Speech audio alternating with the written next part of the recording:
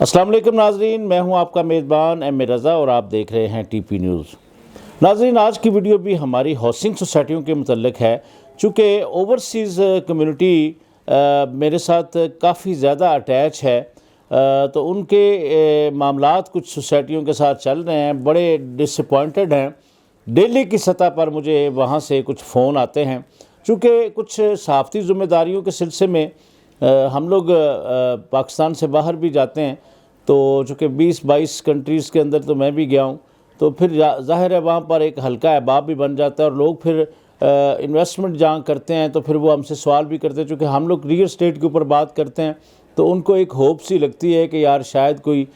یہ کوئی اچھی خبر ہمیں دے سکے۔ آج کی ویڈیو ہماری کچھ اوورسیز کمیونٹی کے لیے ہوگی، اور زیادہ تر ہم بات کریں گے گلبرگ گرین ہاؤسنگ سوسائٹی کی، جہاں پر اس وقت تیزی سے کام جاری ہے۔ ناظرین، میں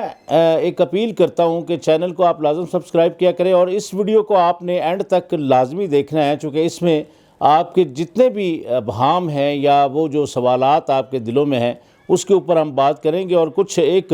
ان ہاؤسنگ سوسائٹیوں کو جو اسپیشلی فراڈ ہاؤسنگ سوسائٹیاں ہیں ان کے لیے ایک پیغام بھی ہے، وہ بھی ہم دیں گے۔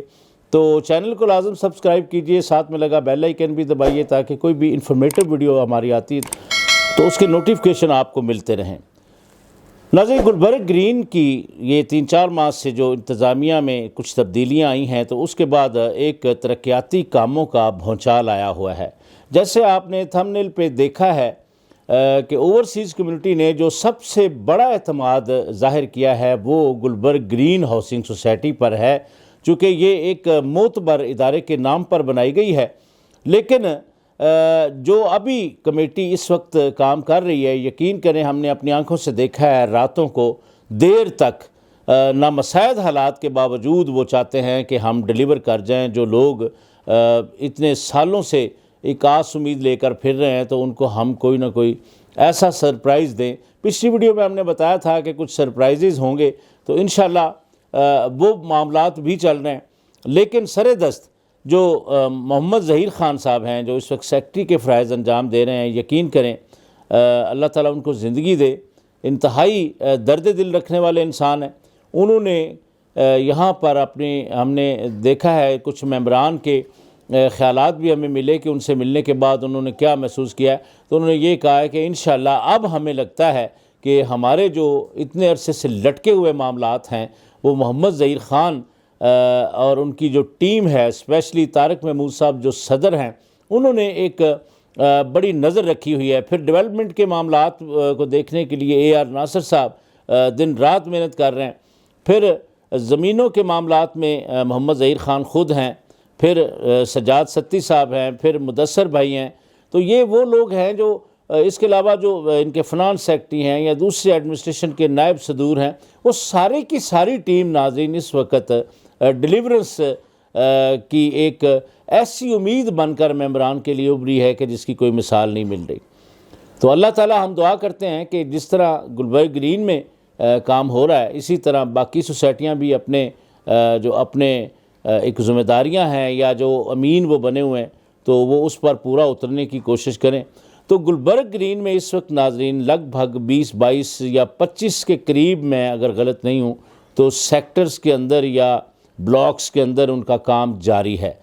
زمینوں کی کچھ مزید خریداریاں بھی ہو رہی ہیں تاکہ کسی قسم کا کوئی خلا نہ رہ جائے، کوئی ممبر رہ نہ جائے جنہوں نے لوگوں نے پلاٹوں کا ایک آس امید رکھی ہوئی ہے۔ پھر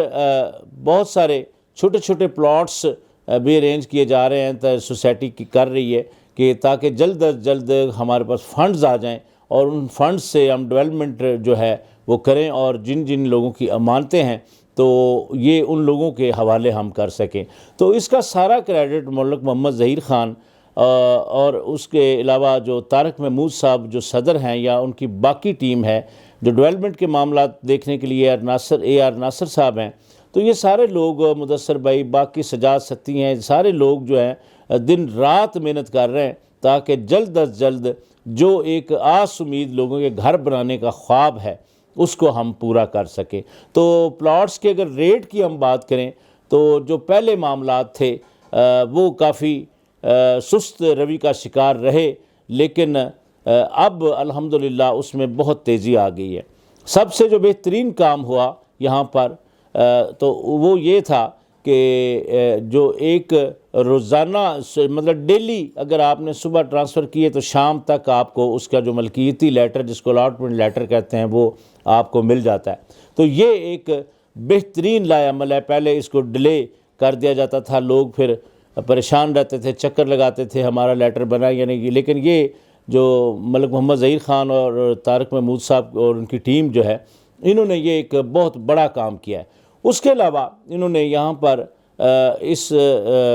اس دور میں جب سیل پرچیز میں کمی ہے تو اتنی بہترین پرفارمنس دی ہے ان چند مہینوں میں کہ الحمدللہ جو ان کے پاس لیٹرز ظاہر ہے جو مسلینیس چلتے ہیں یا سوسائٹیاں اپنے اخراجات پورے کرتی تو وہ جو ٹرانسفر فیسز ہوتی ہیں اس معاملے میں اسی مد سے ہی وہ کیے جاتے ہیں، تو الحمدللہ وہ اب کئی گنا بڑھ چکی ہے ٹرانسفر۔ تو اس کا مطلب یہی ہے کہ سوسائٹی جو صحیح ڈگر پر اب چل رہی ہے۔ اب ناظرین، ہاؤسنگ سوسائٹیوں میں انویسٹمنٹ کرنے والے جو اوورسیز کمیونٹی کے لوگ ہیں وہ بڑا اصرار کرتے ہیں، جی آپ ہمیشہ ان کی پازیٹیو بات کرتے ہیں تو ان کی نیگیٹو بات آپ کوئی بتاتے نہیں ہیں ہمیں، ہم تو اتنے سالوں سے انویسٹمنٹ کر کے پھنس گئے ہیں تو آپ کدھر جائیں، ہم کیا کریں۔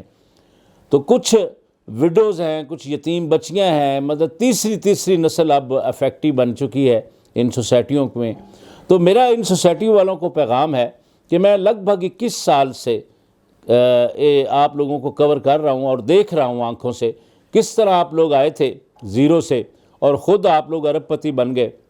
مگر یہ ممبران ابھی بھی اسی طرح بد دعائیں دیتے ہوئے آپ لوگوں کو نظر آتے ہیں۔ میں آپ لوگوں کو ایک پیغام دے دوں کہ انشاءاللہ بہت جلد آپ لوگوں کا ایک میڈیا ٹرائل ہم سٹارٹ کریں گے جس میں بتائیں گے کہ کون سا سوسائٹی ممبر پہلے کیا کرتا تھا، جب وہ امین بن کر سوسائٹی میں آیا تو اس نے ایک خیانت داری کے وہ ریکارڈ قائم کیے جس کی کوئی مثال نہیں ملتی۔ کتنی آپ لوگوں نے زرعی رقبے خریدے، بے شک آپ یہ سمجھتے ہیں کہ فرضی ناموں سے آپ نے خرید لیے تو آپ بچ جائیں گے، ایسا نہیں ہے۔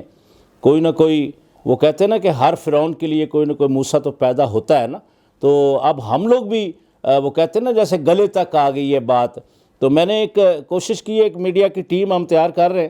تو جس میں بڑے سینئر صحافی ہوں گے جو آپ لوگوں کی ایک چیز کو ہائی لائٹ کریں گے، کتنی جائیدادیں آپ نے بنائی ہیں، کہاں آپ نے گھر بنائے ہیں، کہاں کس سیکٹر کے پوش علاقوں میں کتنے کروڑوں کے گھر آپ نے لیے، اور یہی کوئی 5-10 سال پہلے آپ لوگ کیا تھے جب آپ لوگ نہیں تھے۔ تو اس سے پہلے کہ وہ ٹرائل شروع ہو میں آپ لوگوں کو یہ وارن کرتا ہوں، دیکھیں ہم لوگ صحافی ہیں، ہمیں روزانہ کی سطح پر یہ جان سے مارنے کی دھمکیاں اور اس طرح کی باتیں ہوتی ہیں، ہمارا سٹیک پر کچھ نہیں لگا ہوا، موت ایک دن آنی ہے، اللہ خیر کرے گا، کچھ نہ کچھ پازیٹیو کر کے جائیں گے تو ہو سکتا ہے کوئی اگلی آخرت بھی بہتر ہو جائے۔ تو ہمیں آپ لوگوں سے کوئی ڈر نہیں ما سوائے اللہ کی ذات کے۔ آپ لوگوں کے لیے پیغام ہے کہ سدھر جائیں، اپنے معاملات ٹھیک کریں، ان یتیموں کی اور ان بیواؤں کی بد دعائیں لینا بند کر دیں، تو اللہ تعالیٰ ہو سکتا ہے کہ آپ نے جو یہ لوگوں کے ایک غاصب کے طور پر آپ لوگوں نے لوگوں کی چیزیں غصب کی ہیں اور اپنی فیملی پال رہے ہیں، مطلب لگژری لائف ان کو دے رہے ہیں، تو کتنا عرصہ یہ چل جائے گی، زندگی کتنی باقی ہے۔ تو روز محشر ایک سوسائٹی تھی اسلام آباد میں ایگزسٹ کرتی ہے، تو اس کا ایک صدر مرا تھا، تو اس کا جب اس کی باڈی جیل کے اندر وہ آ گئی، مرا تو جیل میں ہی نا، اس کے اوپر بھی بہت ساری ایلیگیشن ثابت ہو گئی تھی، اس نے فورجریاں کی ہیں، پیسے کھائے ہیں لوگوں کے، تو اس کا جنازہ جو ہے وہ پولیس والوں نے اور قیدیوں نے پڑھا تھا، اس کے بچے اس کی باڈی لینے نہیں آئے تھے۔ تو اس وقت سے بچیں اور ان یتیموں کی بیواؤں کی بد دعاؤں سے بھی بچیں۔ تو ناظرین، اگر محنت کرنی ہو تو جس طرح گلبرگ گرین کی کمیٹی اس وقت محنت کر رہی ہے، اگر یہ اس طرح چاہیں اپنا پیٹ چھوٹا کر لیں اور لوگوں کے حقوق ان کو دیں تو میں نہیں سمجھتا کہ کوئی کام مشکل ہوتا ہے۔ تو گلبرگ گرین اس وقت نامساعد حالات کے باوجود اگر 24-25 بلاکس کے اندر ڈیولپمنٹ کر سکتی ہے، جو اس